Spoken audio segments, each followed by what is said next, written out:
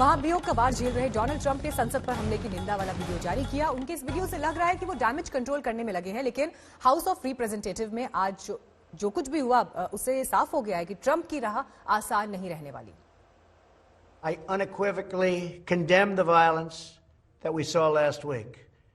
Violence and vandalism have absolutely no place in our country and no place in our movement. Making America great again has always been about defending the rule of law, supporting the men and women of law enforcement, and upholding our nation's most sacred traditions and values.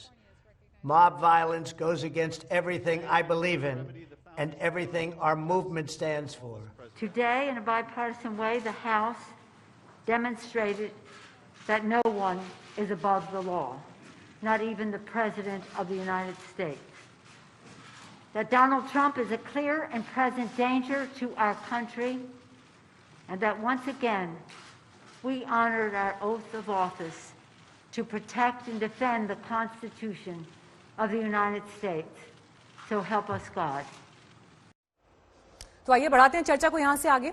Ashutosh जी, देखिए जो बात यहां पर Nancy Pelosi कह रही हैं, उनका यह कहना है कि डोनाल्ड ट्रंप अमेरिकी लोकतंत्र के लिए खतरा है। अगर इतना स्ट्रांग स्टेटमेंट आता है तो क्या परिस्थिति ऐसी भी है कि ये सिर्फ अब डेमोक्रेटिक पार्टी, रिपब्लिकन पार्टी या सिर्फ कैपिटल हिल में जो हुआ, ट्रंप का भविष्य क्या होगा, इन सबसे आगे निकलकर बात अब अमेरिका की दुनिया भर में साख की हो गई है? क्या अमेरिका एक बड़ा संदेश देने की कोशिश करेगा? देखिए, तीन चीजें हैं जो मैं कहना चाहता हूं। पहली बात तो यह है कि जब तक हम प्रेसिडेंट ट्रंप अपने पद पर हैं, तब तक उनको इम्पीच करके हटाना अब लगभग असंभव सा हो गया है। लेकिन अमेरिका के अंदर इस तरीके की परंपरा रही है कि पद से हटने के बाद भी इम्पीच किया जाता है, और कई ऐसे पूर्व अधिकारियों को और जजेस को इम्पीच किया जा चुका है। हालांकि अभी तक किसी राष्ट्रपति को इम्पीच नहीं किया गया। दूसरी बात, जो रिपब्लिकन पार्टी है इस वक्त पूरी तरीके से दबाव में है और जबरदस्त तरीके से उनके अंदर मतभेद है इस बात को लेके कि जो इंपीचमेंट है इस पर सपोर्ट किया जाए, सपोर्ट न किया जाए। और इसका जो दबाव है, ये दो तरीके का दबाव है। पहली बात तो यह है कि इस वक्त जो रिपब्लिकन पार्टी के जो बड़े बड़े फंडर्स होते हैं, जो बड़े बड़े जायंट कंपनीज हैं, उनमें से बहुत सारी कंपनीज ने भी स्पष्ट कर दिया है कि अगर इसी तरीके से चलता रहा तो वो रिपब्लिकन पार्टी के कैंडिडेट्स को फंड नहीं करेंगे। जैसे AT&T कंपनी है, कॉमकास्ट है, सिस्को है, मॉर्गन एंड स्टैनली है, वेरिजॉन है। इन लोगों ने बहुत स्पष्ट तौर पर कर दिया है और लगभग 147 ऐसे रिपब्लिकन्स की पहचान की है जिन्होंने राज्यों के अंदर जो कंफर्मेशन के खिलाफ वोट डाला था उस पे स्पष्ट तौर पर कह दिया है कि हम इनको फंड नहीं करेंगे। दूसरी तरफ एक ऐसा फंडिंग का एक ग्रुप बना है जो $50 मिलियन इकट्ठा कर रहा है कि वो तमाम रिपब्लिकन्स जो इंपीचमेंट का या ट्रंप के साथ नहीं होंगे, अगर वो चुनाव लड़ेंगे तो उनको हम मदद करेंगे। जो तीसरी बात जो इंपॉर्टेंट है, जिसको लेकर रिपब्लिकन्स अभी थोड़े से कंफ्यूजन की स्थिति में है, वो ये है कि 70 से 80% लोग इस बात को मानते हैं कि जो वायलेंस हुआ है वो वायलेंस बहुत गलत हुआ है। लेकिन जब यह बात आती है क्या ट्रंप को इंपीच कर देना चाहिए, तो इस मसले पर वहां पर अभी इतना क्लियर कट डिवीजन है, इतना क्लियर कट डिवीजन नहीं है। जो CBS ने पोल किया है, जो पॉलिटिको ने पोल किया है, या क्विनिपियाक ने जो पोल किया है, उसमें 52 से 55% लोग ही जो हैं वो ट्रंप के इंपीचमेंट को सपोर्ट कर रहे हैं।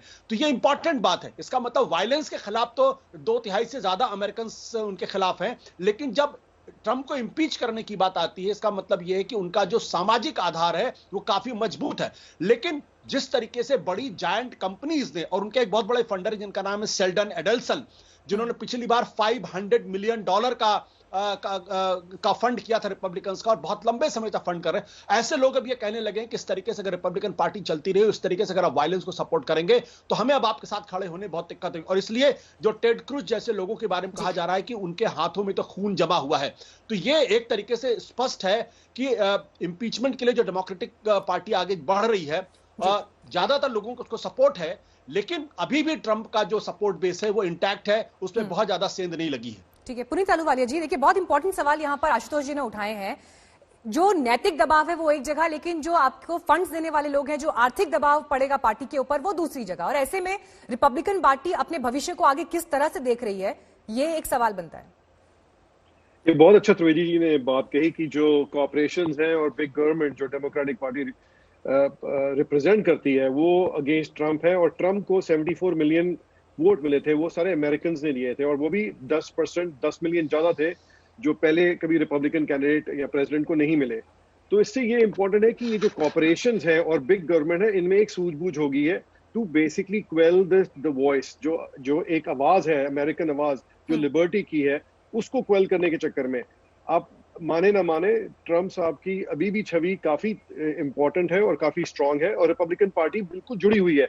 हमारे हर पार्टी में एज डेमोक्रेसी परफेक्शन नहीं होती है, तो everybody has a right, and specially जो रिपब्लिकन पार्टी है इज मोर इंडिविजुअलिस्टिक, कि एक इंसान अपनी डिसीजन खुद लेता है और वो जिस मामले में वो चलना चाहता है और जिस डायरेक्शन में चलना चाहता है वो चलते हैं। जो कैपिटल हिल में हुआ वो भी तो एक चैप्टर रिपब्लिकन पार्टी के इतिहास में जुड़ गया ना, कि जब आपकी पार्टी की सरकार थी, आपकी पार्टी से प्रेसिडेंट थे, तो कैपिटल हिल पर एक ऐसा हमला हुआ जो इससे पहले कभी अमेरिका के इतिहास में नहीं देखा गया। अरे सबसे पहले हम रिपब्लिकन पार्टी ने ओनरशिप ली है और मॉरल हाई ग्राउंड लिया है कि जो हुआ ये गलत हुआ और ये होना नहीं चाहिए था, और जो भी पुलिस वालों के साथ हुआ बिल्कुल गलत है, and we condole it and we basic condone it and condolences उनकी फैमिली को। बट सबसे पहले जो ये 6 महीने से जो दंगा, जो राइटिंग लूटिंग हो रही है, तो डेमोक्रेटिक पार्टी ने कहीं कभी रिस्पॉन्सिबिलिटी नहीं ली। जितने लोगों के ऑफिसेज बिजनेसेस जलाए गए, तोड़े गए, जो कोविड के माध्यम से जितने भी डेमोक्रेटिक गवर्नर्स हैं उन्होंने सारे बिजनेसेस को चोक रखा हुआ है। ठीक है, अब लोग परेशान हैं, फ्रस्ट्रेटेड हैं। अब उनके बाद 70% of Republicans and 30% Democrats Georgia election से पहले ये कह रहे थे कि इस इलेक्शन में फ्रॉड हुआ है, there is imperfection, there are irregularities, और डेमोक्रेटिक पार्टी ने उसका एडवांटेज लिया है।